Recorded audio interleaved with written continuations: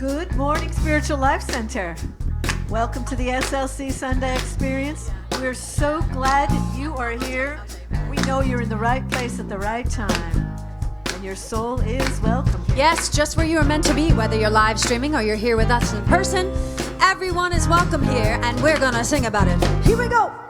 I'm in the right place at the right time. I am just where I'm meant to be. I'm in the right place at the right time. I am just where I'm meant to be. In the right place. I'm in the right place at the right time. I am just where I'm meant to be. I'm in the right place at the right time. I am just where I am meant to be. Oh, my soul is welcome here.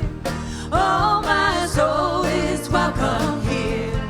I am getting the message loud and clear. My soul is welcome here. Good morning to those live streaming. You're in the right place at the right time.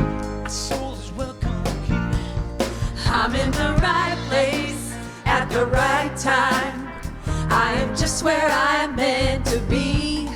I'm in the right place at the right time. I am just where I am meant to be. Oh, my soul is welcome. Oh, my soul is welcome. I am getting the message loud and clear. My soul is welcome. Oh, my soul is welcome. Oh, my soul is welcome here. Oh, my soul is welcome here. I am getting the message loud and clear. My soul is welcome I'm here. getting the message. I am getting the message loud and clear. My soul is welcome here. My soul is welcome here. My soul is welcome here. Your soul. My soul is welcome here. My soul is welcome. Go ahead, girls. Go ahead. My soul is welcome here. My soul is welcome here. My soul is welcome here. My soul is welcome. I am getting the message loud and clear. My soul is welcome right here, right now. You go, Laurie. All righty. Starting off with a whiz bang. Good morning. Welcome to the Spiritual Life Center Experience. Good morning, Reverend James. Good morning, Reverend Deborah. Good to see you this morning. And we greet you all in the name of all that is good, all that is holy, and all that is sacred, and in the warm and loving energy of this ministry, Spiritual Life Center. If you're with us for the very first time today or love streaming for the very first time, we especially want to welcome you because we know that you are not here by accident. All of us are here by divine appointment. And the other divine appointment that we all have is to silence our cell phones so that we can be open to the message of divine spirit.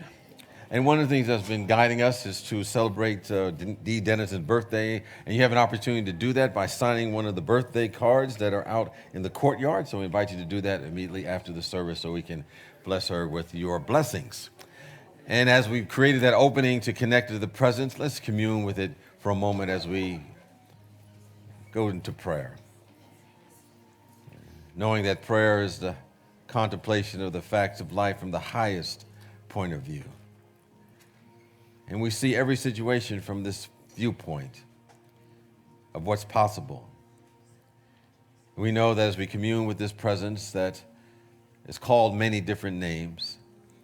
We may call it the Force, we may call it the Atman, we may call it the Spirit of the living God, the divine. Whatever we call it forth as the activity of our awareness, our consciousness in every thought we have, every word we speak, every action that we take, so that we radiate from the depths of our being the truth of who and what we are as expressions of this presence. And as we do, we can say with absolute certainty that when you see me, you see the presence that sent me. We're expressing the divine love and the joy and the wisdom and the health and the wholeness and the vitality and the vigor and all that is good and perfect. This is our true nature, our divine nature, our natural state. We accept it, we affirm it, we live it, and we give thanks for it. Amen. Amen. As we also do each week, we affirm the basic principles of unity. So if anyone asks, well, what does unity teach? What are our principles? These are overarching, guiding concepts that we believe in. So I invite you to share them with me as we speak them together. God is absolute good and everywhere present. People are inherently good. Thoughts create our experiences. Prayer and meditation are how we connect with God. We must take action. And a really cool action you can take is come to the WOW event this coming Wednesday. It's a microclass called Shadow Talk. And a microclass is like, I don't know, a 3-hour class in 45 minutes. We cram it in. But, you know, with all of the talk about shadow work, a lot of people start thinking that's a little bit negative, even though if you've been through the queue, you know that's not true. But a lot of beautiful flowers can grow in the shade. And so we have each one of us has a really, really neat talents and things that we just not see. It's like there's things I probably see in James that James doesn't recognize about himself. All the time. So we are going to spend the evening working on that and looking at each other and telling each other the good things that we see about each other and just work through that a little bit. And I think it's going to be a lot of fun. It's going to be very positive and very uplifting. The uplifting salad is at 7, and the even more uplifting program is at 6. The salad's at 6 and the program's at 7. We eventually get it right. Yeah. And I believe we have an announcement from Paula about our upcoming event with Renee Jenkins, and I believe Ann's going to support that idea as well. Yes, this is our fifth Wednesday of the year, July 31st, and we are going to have our ancestral sound blessing evening with Renee Jenkins. It's a beautiful, beautiful evening. I'm going to let Ann tell you about it. Good morning. So one thing that I so appreciate is oftentimes after the service, people will come up to me and they'll tell me, I had an experience through your music. You really touched me. I could feel it. If you think that I'm powerful, then you really need to be present to see Renee Jenkins. He has absolute intentionality through sound. He creates a sacred space through sound and vibration. He's worked with some shamans, I believe they were South American shamans, and they've really bestowed on him this amazing gift of healing through sound. He creates a space that is palpable, and when you leave, you do feel changed. And I cannot stress this enough. It's not the same. Buying one of his recordings is great. I mean, they sound good.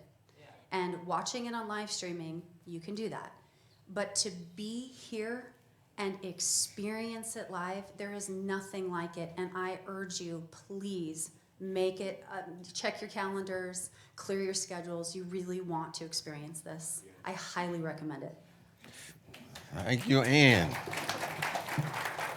I don't think you can get a better endorsement than that from someone for you to show up for that event.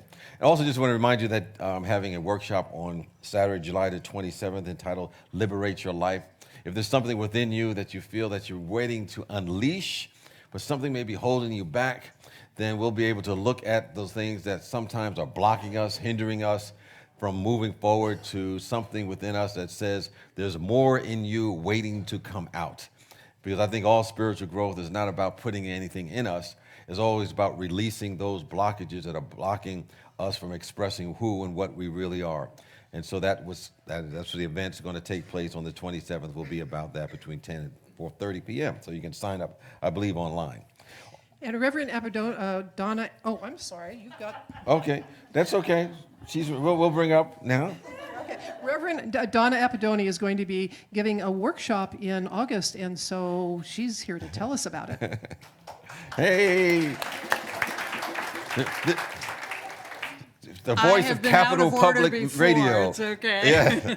Yeah. You all probably recognize her voice if you listen to public Close radio. your eyes. Yeah. See, all these beautiful people standing up here agreed in advance that they were going to wear stormy ocean blue. I didn't get that memo. But I do match the insert about the class I'm teaching. So it was all very intuitive and worked out really well. We have a couple of things that I'm involved in August that I hope you can be a part of. The first Sunday of August, I'll be speaking at SLC, both services, and the talk is called Stand Up, Speak Up, Grow Up. All right.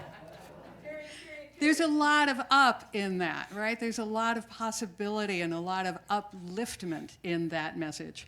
And then following that, for 5 consecutive weeks, I will teach the Transformation class. That'll be 5 consecutive Thursdays. Some of you took part in the class eons ago when it had a different name, a different purpose, a different sort of an iteration. It has grown, I have grown, you have grown, so it has a whole new purpose. If you are a person who has traveled outside this country at all in the last, any time recently at all, you may have heard the questions a lot of us have heard. Is America going to be okay? Of course we are. But America, Spiritual Life Center, Sacramento, California, every level of community that we are involved in is okay. Why? Because we make it okay. We create that okayness around us. So this transformation class is your opportunity to make sure that you are making the most, maximizing your individual focus and purpose in life so that you don't have to ask any questions about whether you're doing enough. At the end of 5 weeks, you'll know that you're doing enough. It'll be different for everybody. Some people will be very political. Some people will be dealing with career and or retirement. Some people will want to improve the food they eat. All of that is good. You don't even have to know in advance why you're in that room. But sign up. It's an amazing course. You can sign up, and I'll be around after the service to tell you more about it. Well, thank you so much, Donna. All righty. Just a reminder, the Spiritual Life Center has officially pledged to participate in October's Build for Unity with Habitat for Humanity. The date is yet to be determined, but we'll be presenting that as soon as we get it. But there are some key participation dates that anyone from SLC is encouraged to attend, and all the details are at the cashier table and the welcome table as you go out into the courtyard. And signups for the build will begin in September. And we're including one of the dates between now and September, August the 18th. The Unity Community Concert will be taking place at the St. Lutheran Church, and they'll have 2 sessions, one at 3 p.m. and one at 6 p.m., and you can get tickets online as you go to Habitat's website. And we want to acknowledge a group of people this morning that are very supportive of Spiritual Life Center and very important. There are our ambassadors, our board of trustee members that may be present, as well as our prayer chaplains. And the ambassadors are wearing the rainbow ribbons, and they're here to give you some guidance or answer questions that you may have about Spiritual Life Center, and to be that hospitable force that they are each week that they're here at Spiritual Life Center. The Board of Trustees are wearing purple ribbons on their main name badges, and they help guide, shape the direction of the Spiritual Life Center. They put a lot of their energy and their talents and intelligence and prayers into helping us continue to move forward, so we appreciate them for the work that they do here. And then, of course, our prayer chaplains do the very important work of holding that prayer consciousness for the community as a whole and for each individual. So if you have something that you're going through that's challenging, they'll help you remember who and what you really are, that this too shall pass. Or if you're celebrating something, they'll help you celebrate even more through prayer as well. So we thank the prayer chaplains for the work that they do for our community. If you're with us for the very first time, in a moment, we're going to ask you to raise your hand. But we just want you to know there are many, many ways to become connected here at SLC. And the greeters will give you a card that you can fill out. And they are going to give you a magical pen. And that pen will make sure that what you write on the card is absolutely legible. And then you can put... You can put the card either in the offering basket or take it outside to the welcome table, and out there they have a very special gift for you. So if you're here for the very first time, any first timers, just invite you to raise your hand nice and high and keep your hand up. And we thank you for your presence and being here with us. And we want to let you know about the opportunities that you can get involved here at Spiritual Life Center. And you can also wear the blue ribbon. And if you wear the blue ribbon on the left side, you'll get one of the special heart hugs if you so desire. And we just welcome you for bringing your awareness and consciousness to our community and joining us on your unique path as you develop and grow and unfold. And so we thank you for your presence. At this time, we have an opportunity to greet anyone that's here for the first time as well as each other. And just say, you are marvelous and glad you are here.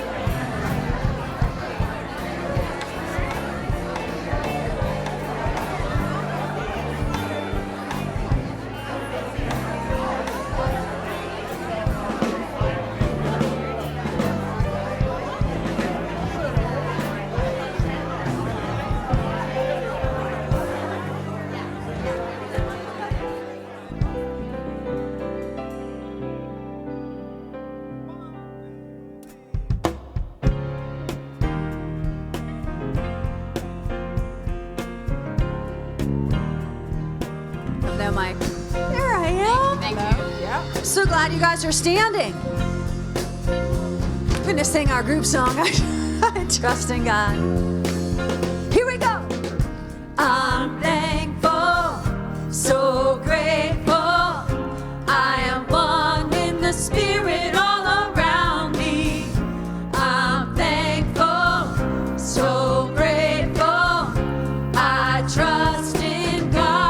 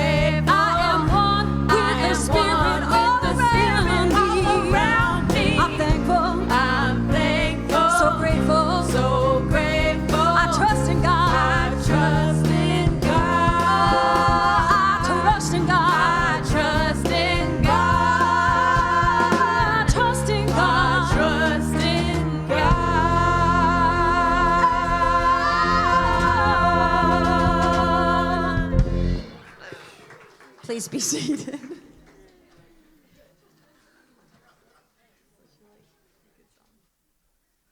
So how many of you took the cue yesterday? Awesome. Did you have a good time? All right. Good.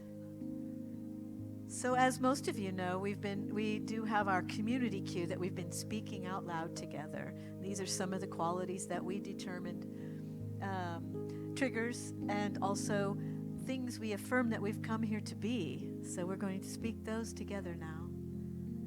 Please have compassion for us when we are being not enough, distrusting, blaming, powerless, or fearful, because this is who we have come here to be, inspired, in integrity, joy-filled, compassionate, unstoppable, generous, and transformational. Now let us enfold all those beautiful qualities of shadow and light into our vision statement. Spiritual Life Center is a loving, vibrant family that welcomes home all people and accepts everyone, no exceptions, weaving ancient spiritual traditions with emerging wisdom. We cultivate a spiritual deepening with the divine, each other, and our planet. And now, in preparation for our meditation, we will sing this beautiful chant. In this very room, there's quite enough love for all the world. I invite you to take a nice deep breath. And please join us in singing.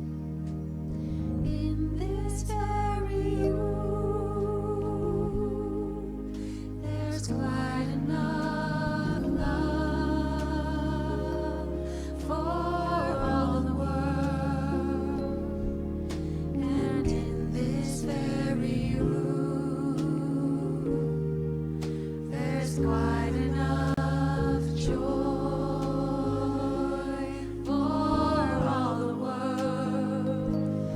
And there's quite enough hope and quite enough power to walk through every fear.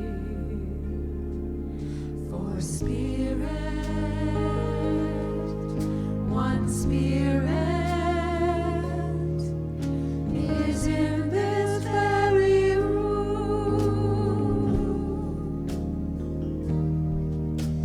And in this very room, there's quite enough love for all the world. And in this very room, there's quite enough joy for all the world. And there's quite enough hope and quite enough power to walk through every fear. For Spirit, one Spirit, is in this very room.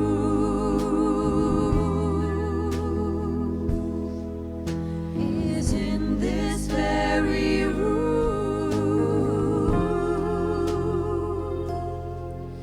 Is in this very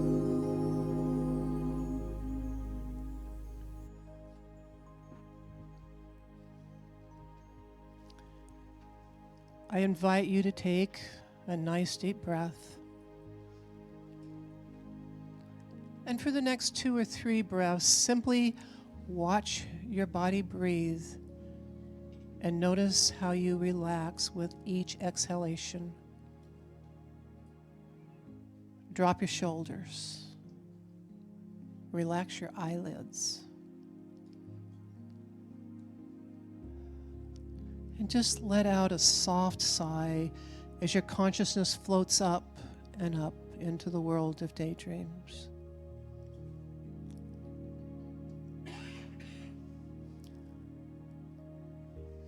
Below you, the ocean meets the land with soft white-capped waves. And on the shore, you notice a cluster of white buildings that sparkle in the sun. As you draw closer, you see a Ferris wheel and a merry-go-round, and you realize that it's an amusement park just right next to the ocean. So you gently set yourself down in the midway. No one is around. But you look around and you see that this ride, it's called Boathouse. The building is pure white, trimmed in gold. It's just absolutely beautiful. And so you walk over and you hear a voice calling, "Come right up. Best boat ride in the world. We're never outdone. Get your ticket now. Come sail the 7 seas." And so you step through the doorway. There's no one in there either. But a voice says, "We're kidding about the ticket. Come on aboard." There is a small boat. It is the most beautiful boat you've ever seen. The colors shimmer off the boat. And it's just very appealing because it feels like a spirit.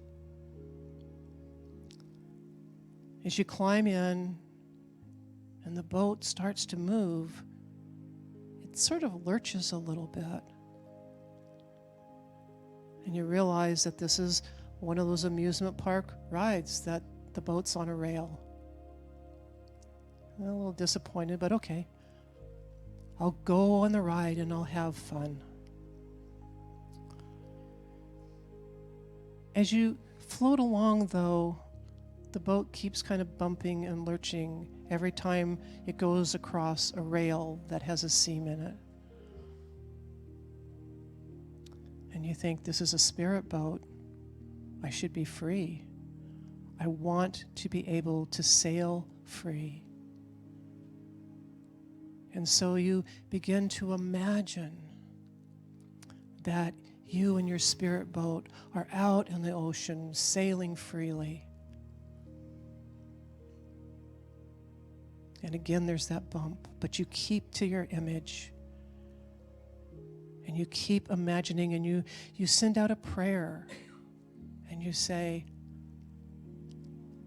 I want to sail free on the ocean. I want Spirit to guide me where I need to go.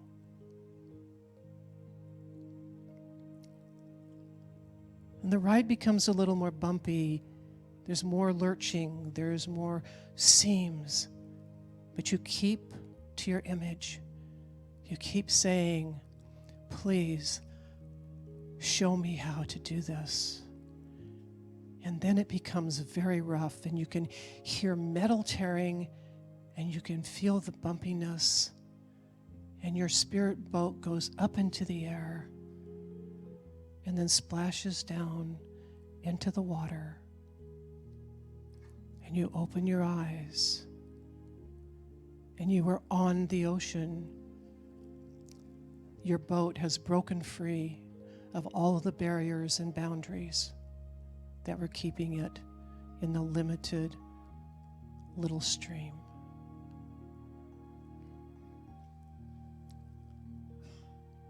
You are just so happy and grateful. A salty breeze ruffles your hair. You did this. You transcended the barriers. You transcended the boundaries of the amusement park ride. And as your most beautiful boat, glistening in the sun, skims along the water, you realize that it was your faith and your connection with your spirit boat that brought you to this freedom. As you glide towards the sun, you close your eyes and immerse yourself in gratitude, in love, in joy, knowing that the strength and faith that you had set you free in the silence.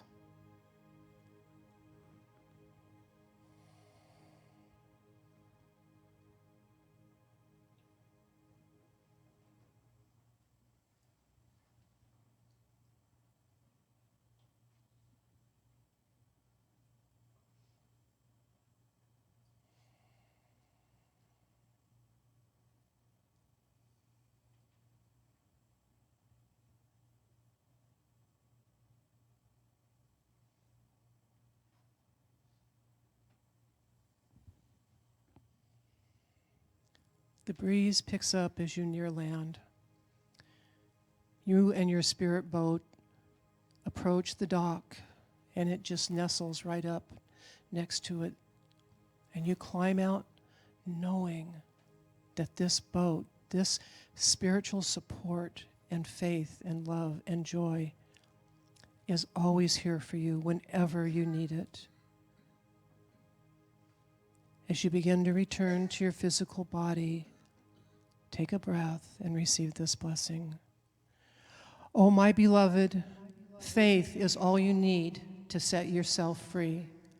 Faith is never blind. Faith always knows exactly where it is and where it is going. The more you practice faith, the stronger it will be, the freer you will be. Remember this always.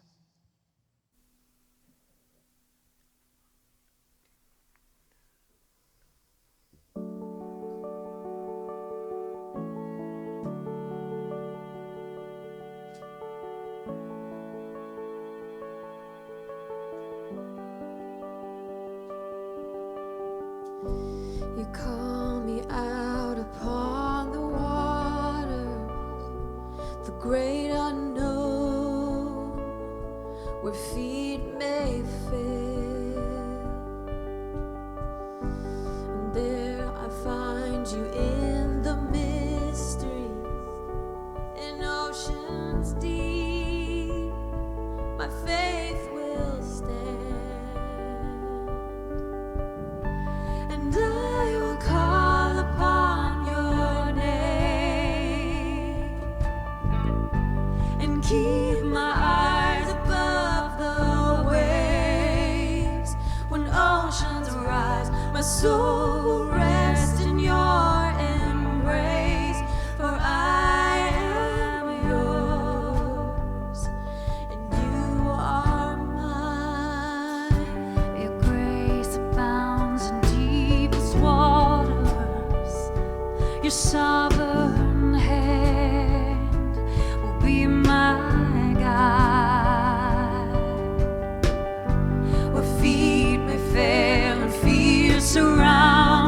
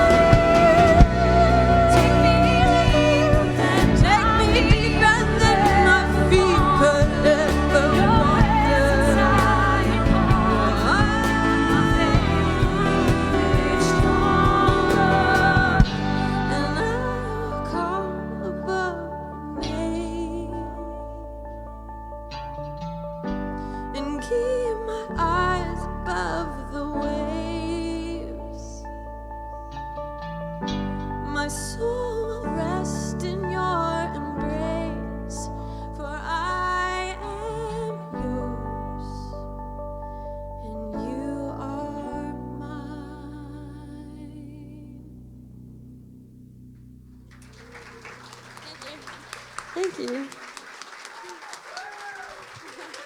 Thank you.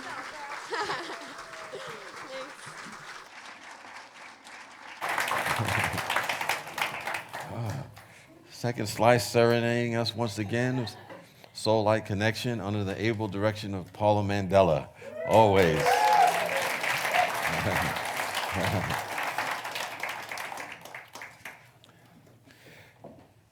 A number of years ago, I was with a friend of mine who had converted to the Muslim faith. He was hanging out with some of his buddies, and I was hanging out with them as well. And eventually they asked me a question because they found out that I was a unity minister, and they didn't know what that meant. And so they asked me this question. They asked, "Are you a Christian?" And I kind of knew that there was some energy behind the question, so I was going to be very careful how I answered it. And I said, "I follow the teachings of Jesus."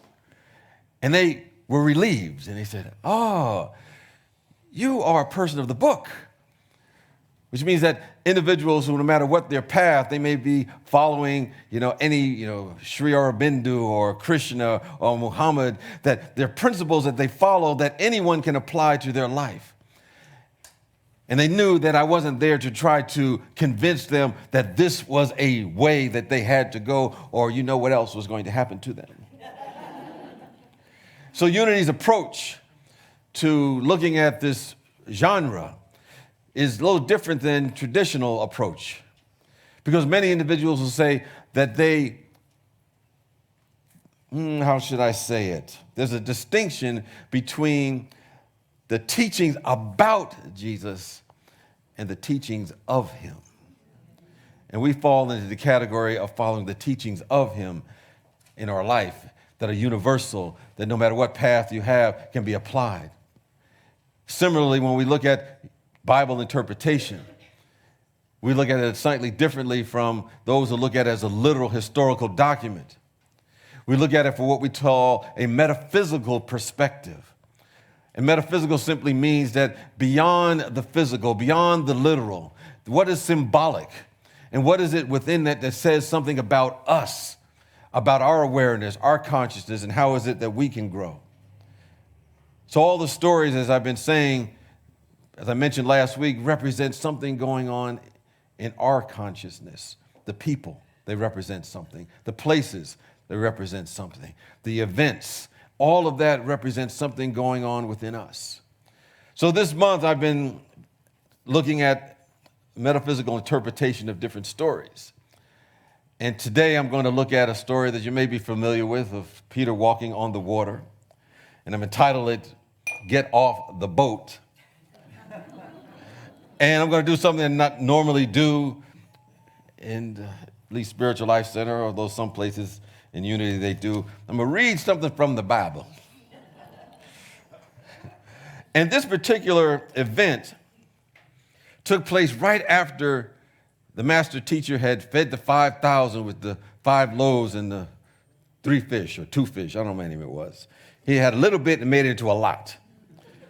And so this is what happened. So this is what is read in this scriptural reference in Matthew, the 14th chapter. It said, "Immediately he made the disciples get into the boat and go ahead to the other side while he dismissed the crowds. And after he had dismissed the crowds, he went up to the mountain by himself to pray. When evening came, he was there alone. But by this time the boat, battered by the waves, was far from the land, for the wind was against them. And early in the morning he came walking towards them on the lake. But when the disciples saw him walking on the lake, they were terrified, saying, 'It is a ghost.' And they cried out in fear. But immediately Jesus spoke to them and said, 'Take heart, it is I. Do not be afraid.' Peter answered him and said, 'If it is you, command me to come to you on the water.' And he said, Jesus that is, said, 'Come.' So Peter got out of the boat, started walking on the water towards Jesus. But when he noticed the strong wind, he became frightened And beginning to sink, he cried out, "Save me." And Jesus immediately reached out his hand and caught him, saying to him, "Oh, you of little faith, why did you doubt?" When they got into the boat, the wind ceased, and those in the boat worshiped him, saying, "Truly, you are the Son of God." Now, we can look at that as a literal story, and that's okay. That's one level. We're going to look at it as a metaphysical level. There's even a level beyond that, what they call the mystical level, but that's a whole nother level that we could talk about at some time. But anyway, as we look at this story, we can see that that day, Jesus was having a very, very good day. I mean, it was an awesome day. I mean, he had multiplied the loaves and the fishes earlier. He fed the 5,000 people. There was healing and blessing of people. And then he went off to meditate. And he began to contemplate his oneness with this presence of God.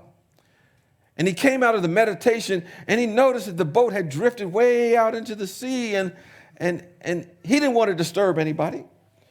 So homie just walked on the water to get to the boat. He was having a very, very good day. Now, there were some days that were not necessarily very good for him. You know, the days that he said, "Get this bitter cup from my lips." He cursed out a fig tree one day. He went into the temple and turned over the money changers' tables in that day. But this was not one of those days. He was feeling good. You probably had those days. You wake up in the morning, man, everything is working. The right people call you. Money comes into the mail. And, there's all kinds of good stuff. Shows up, powerful stuff. Everything seems to be in sync. It's kind of like today when I came to Spiritual Life Center, and as soon as I came to the light, they turned green on me. I didn't have to wait for one light all the way here. Just one of those days. You can't explain it. And so here we have Jesus having one of those days. And then every time we read any of the holy scriptures, whether it's the Bible or the Quran or the Bhagavad Gita or the Vedas, they're really talking about something that is within us. It's speaking to you and me. So we don't look at them merely a historical perspective, although there's history in them. We glean from the messages that are hidden there for our eyes who can see them and begin to see them from a spiritual viewpoint. We're dealing with states of our own awareness. Whether we look at a story of Moses and how he was leading people from the lack of limitation to the promised land, what does that mean for us?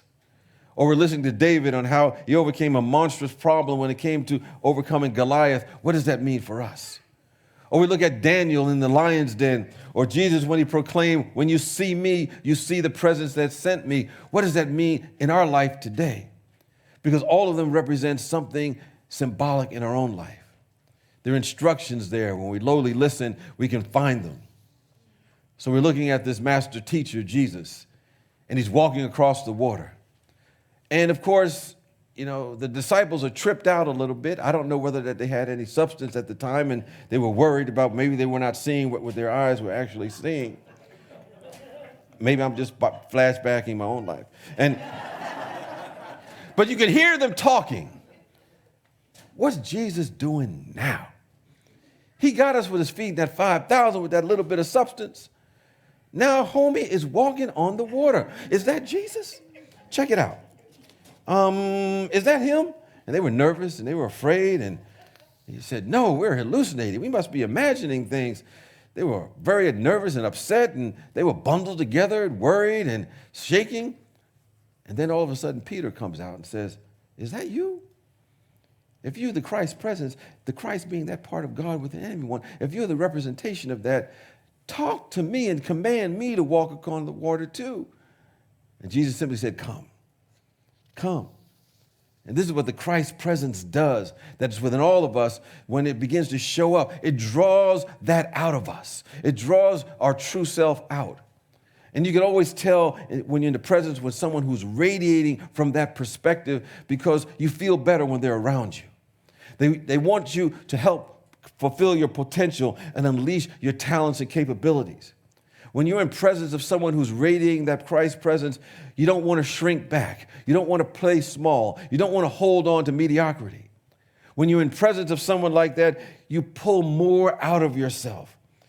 You become more than you ever thought you could be.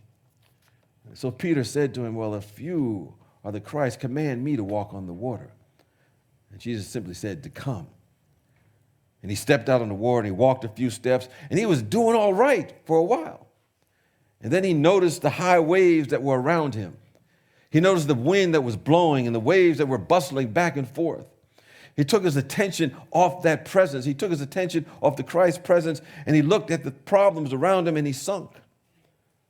That's why I think Emmett Fox said, when you have a challenge, don't think about the problem, think about God. And so he stopped thinking about the presence. He sunk and he began to drown and he called out again to this presence, save me. And Jesus reached down and helped him back and said, ye of little faith. And he was saying to him in substance, man, you were doing so good. What happened? Why did you doubt? You were right there, man. You were right there. You were kicking, as he would say. Why did you doubt? Now, we know on the surface what that means. As we basically look at the scripture, we know that at that moment, Peter had faith. He had his attention on the presence. He had his attention on the Spirit, and he stepped out. But the moment he took his attention off that all-knowing power, he began to sink. So this is really easy to interpret. But I'm going to tell you what the real story is in the story. The real story in the story are about the 11 that stayed on the boat. You know what they were saying? Who in the heck does Peter think he is? Peter, you better stay on the boat. You don't know what's happening out there. You've never done this before. This has never been done before. Who do you think you are? You better stay on the boat, Peter. There's some waves out there. There's some scenarios out there that you are not prepared for. You don't know what life is going to be like if you try to go out there. Stay on the boat. And of course, we know what those 11 represent for us. They represent that committee in our minds. Whenever we start to step out of our comfort zone, whenever we start stepping up to a higher level, oh, that committee begins to show up. You know, it starts knocking on our head and say, excuse me, I need to have a word with you. I know you've been praying, you've been meditating, you've been reading all of these inspirational things, but understand those scriptures you've been reading, that's just history. Please, you're not getting my attention. Let me tell you, this has nothing to do with you. We know about Moses parting the Red Sea. Doesn't have anything to do with you. We know about Daniel. Nothing to do with you. Has nothing at all. Remember, you're just ordinary. Believe me, I read your diary. All right? I know your history. I know what you've done. I know where you've been, what you've been through, what abusive experience in your life. You can't overcome any of that stuff. I know everything about you. And you think you can be great? You think you can step out to that next level? You better stay on the boat. Stay on the boat. That's the committee. That's the part of us that is not in alignment with our highest and truest self. But in the story, Jesus said, come. The Christ presence within us is telling us to come. And Jesus walking on the water has a meaning for us. He was demonstrating what we call the frictionless life. Understand that his walk on the water is representation of what it's like to live in that way. You know, there was a Japanese monk by the name of Zen Master Suzuki. And he was talking to his disciples, and he was describing to them what enlightenment meant. He said it's just like ordinary life, except you're about 2 inches above the ground. And then later another Zen master said, the enlightened man or woman, when they walk, do not leave footprints behind them. They don't leave disturbances. They live a frictionless life. I don't know if you've ever been around people, whenever they show up, all kinds of commotion happens. No one here, but you know there's probably some people that you've experienced in your life. In other words, I think when we assume that we have a life separate from the presence of God, this all-knowing, all-powerful, everywhere present presence, we assume that we have really personal power to make things happen. So we may go through life coping with life, using defense mechanisms that we try to protect ourselves from life. Or go through life with some form of manipulation, trying to make something happen, and life becomes full of friction. But when we get into that effortless effort, we're releasing something. We're allowing something to take place. We're not trying to make it happen. We're simply trying to make it welcome, and it's always there. We can walk on water, so to speak. And that story is saying that we, like Peter, can do this. So when we hear those 11 or more talking to us, telling us to stay on the boat, stay in our comfort zone, don't try to step out there to fulfill the dreams of your own heart, they're saying in substance to us, who do you think you are? But there's something within us that's saying, get off the boat. They're saying to us, I know your history. And there's something within us, that unchangeable, unhurtable part of us that is always present, that's saying, get off the boat. There's a part of us that may be saying, you've never done this before. And the Christ process is saying, get off the boat. And they're saying, you know, you have this vision in your heart, but maybe we're having this voice in our head, well, you're not enough. You're not good enough. You're too old. You're too young. You don't have enough education. You got too much education. But there's something within us that's saying, get off the boat. Step off the boat. I was watching a portion of a program of Steve Harvey. He does a whole bunch of things. He's a comedian. He's a talk show host. He's a, what else does he do? Game show host. He's a beauty pageant commentator. I don't know if he can even sleeps, but he was telling us that if you really want to move to the next level of your life, he said you have to, you got to jump. In other words, when you don't feel like doing it, when there's something coming up within you saying don't do it, he said, go ahead and just jump. And what happens, the universe begins to support your intention in ways you never, ever imagined. He's telling us his own way to get off the boat. And there's something else I think that Peter got out of this when he got off the boat. He got a glimpse of what it means to live on that level. The others that were left behind that didn't go, they didn't get that. They just had a little cynicism and doubt, and they complained about life. And even though Peter fell, he still got a glimpse. He got a taste of the possibilities that could happen for him. You know, I remember, I was mentioned earlier, you know, there was a man of Roger Bannister, I think he's the one who ran the 4-minute mile in the 1950s. And people thought that was impossible. It was humanly impossible for anyone to do that. So nobody really thought about that was a possibility until he did it. And once he did it, that next year, I think over a dozen people had done the same thing. So I think whenever we go after something that we may not have done before, we give other people around us permission to try to achieve what is seemingly impossible for them as well. So that Christ's presence is telling us to come off the boat. It's not promising us that we won't fall. It's not going to promise us that we won't stumble. Or at times we're going to have a feeling of confusion about what's happening. But the old can die so the new can be expressed when we get off the boat. It's not always going to be easy. But if we don't step off the boat, we'll never know. If we stay on the boat, we won't grow. If we stay on the boat, we'll just be in stagnation. So it's telling us to step off the boat.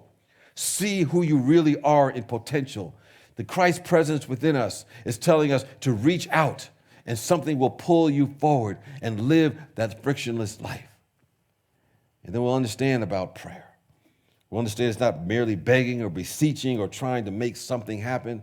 It's simply piercing that veil of separation between our three-dimensional life and that spiritual realm where all things are possible, in which we can see the invisible, hear the inaudible, conceive the unimaginable, and understand what we think is inconceivable. Because the spiritual faculty has been activated when we do that. We need to activate it, and our life becomes alive. And that presence within us is going to keep pushing us and pulling us until we're ready to say, I'm off the boat. I'm willing to shine and to grow and see things differently. We'll see that invisible. We'll hear that inaudible. And we'll begin to move beyond our limitations.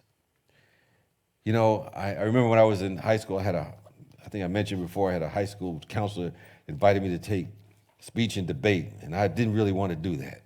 But when I did, the very first time I went out to speak in front of an audience, my leg was shaking like this. because I didn't think I could do it. I thought I was going to die. But I came back and I kept doing it because he told me to get off the boat. Get out of your comfort zone. There's something beyond that. And I actually got halfway decent at it over a number of years, when it came down to it. But I think that can't happen with our intellect.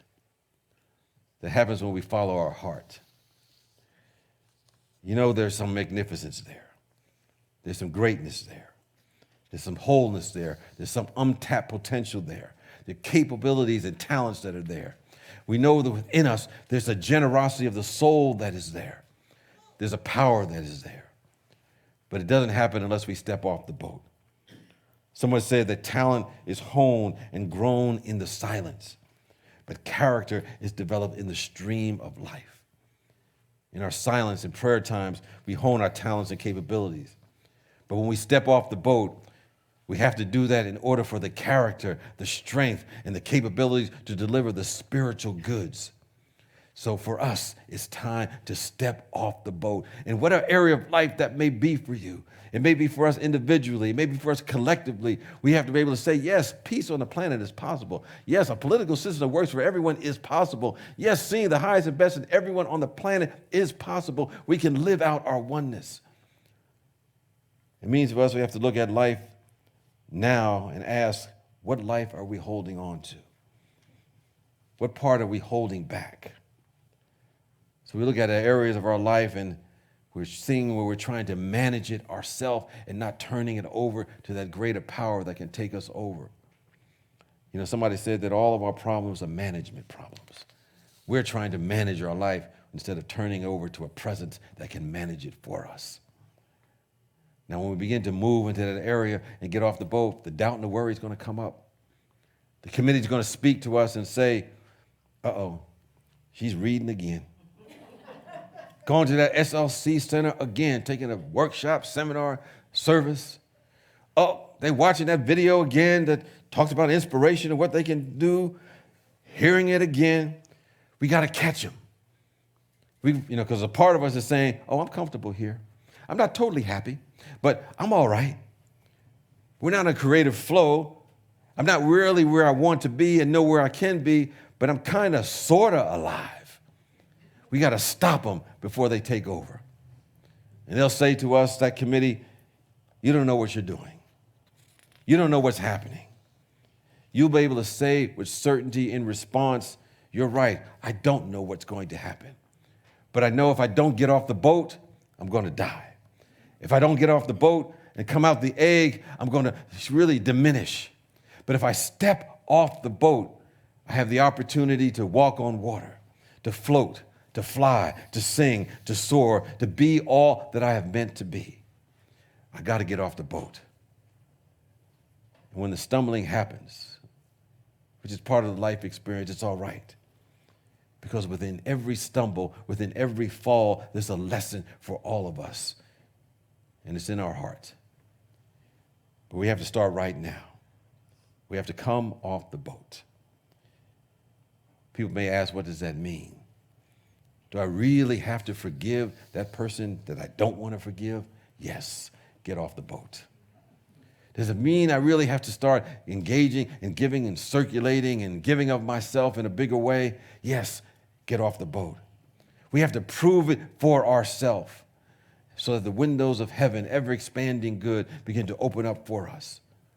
And that happens when we make a decision to get off the boat.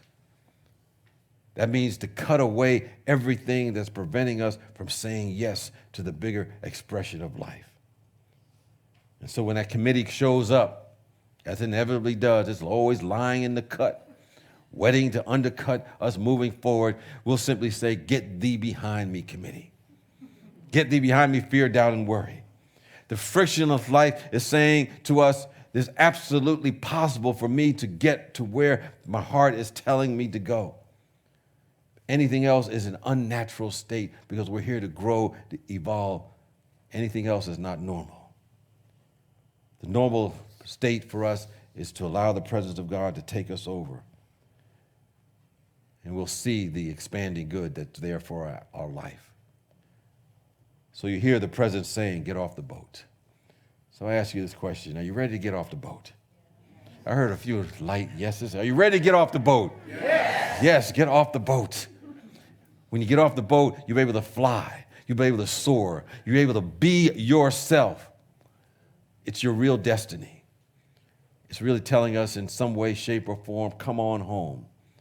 I will be with you always.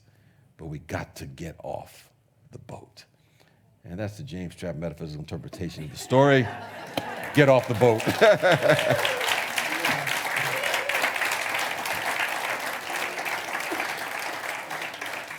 And next week, we're going to look at the story of Jesus and the temptations. I just leave it at that right now. You got to come back and figure out what in the world does that mean? Is he going to be doing some dance steps next week? We'll see.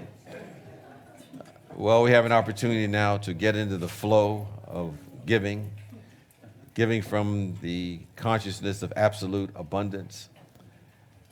And no matter how you have given, whether directly today or by mail or electronic giving, you're in a principle that says you can never outgive the presence of God, and whatever you give out does come back to you. So with that awareness, I invite you to join in and say our offertory blessing together. Divine love, as me, blesses and multiplies all that I am, all that I have, and all that I circulate. Thank you, God.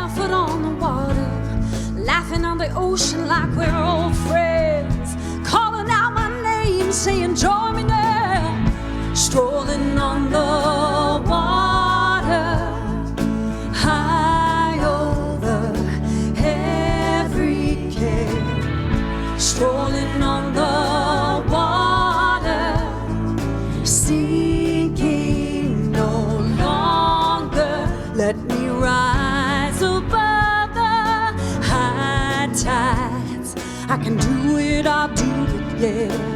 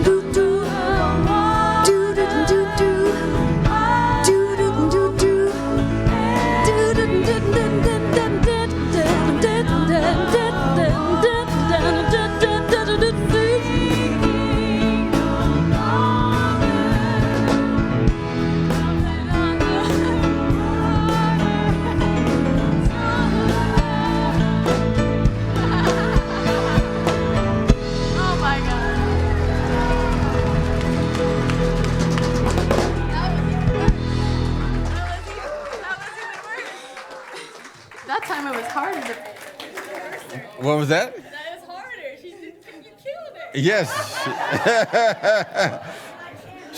They leave us a little bit above the ground. You know, we feel a little bit better, a little bit lighter. So we thank them for what they bring, the energy and the love. We bless the tithes, the offerings, knowing they're going to bless the givers as the receivers, as each of us go off in our own way to get off our own individual boats to express that which is within us and contribute to our world. And so it is, and so we let it be. Amen. And with that, let's join together and sing our peace song.